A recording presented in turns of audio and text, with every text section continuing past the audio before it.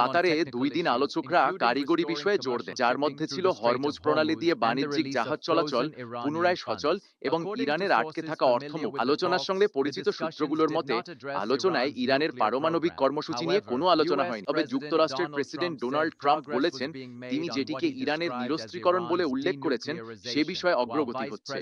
অন্যদিকে vice president J D Vance বলেছেন, ভবিষ্যতের আলোচনায় এই বিষয়টি তোলা হবে। এই বৈঠকগুলো পরোক্ষভাবে অনুষ্ঠিত হয়েছে, যেখানে কাতারি আর পাকিস্তানি মধ্যস্থতাকারীরা আমেরিকান ও ইরানি প্রতিনিধি দলের মধ্যে দৌড়াদৌড়ি করেছেন। কোনো পক্ষই জানায়নি যে কোনো বড় ধরনের মতপার্থক্য সমাধান হয়েছে কিনা। কর্মকর্তারা জানিয়েছেন, ইরানের প্রয়াত সর্বোচ্চ নেতা আয়াতুল্লাহ আলী খামেনির জানাজা অনুষ্ঠান শেষ হওয়ার পর আর এক দফা আলোচনা হওয়ার সম্ভাবনা রয়েছে। জুন মাসে হওয়া অস্থায়ী চুক্তিতে বলা হয়েছে, হরমুজ প্রণালী দিয়ে সামুদ্রিক চলাচল পুনরায় শুরু হবে।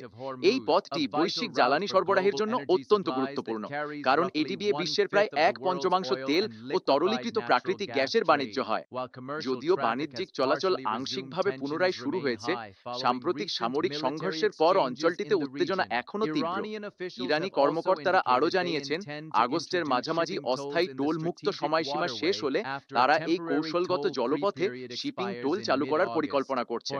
এখনো পর্যন্ত আলোচনা মূলত বিদ্যমান যুদ্ধবিরতি কাঠামো বাস্তবায়নের দিকেই কেন্দ্রীভূত রয়েছে, যেখানে ইরানের পারমাণবিক কর্মসূচি নিয়ে আরও বিতর্কিত বিষয়টি ভবিষ্যতের আলোচনার জন্য রেখে দেওয়া হয়েছে।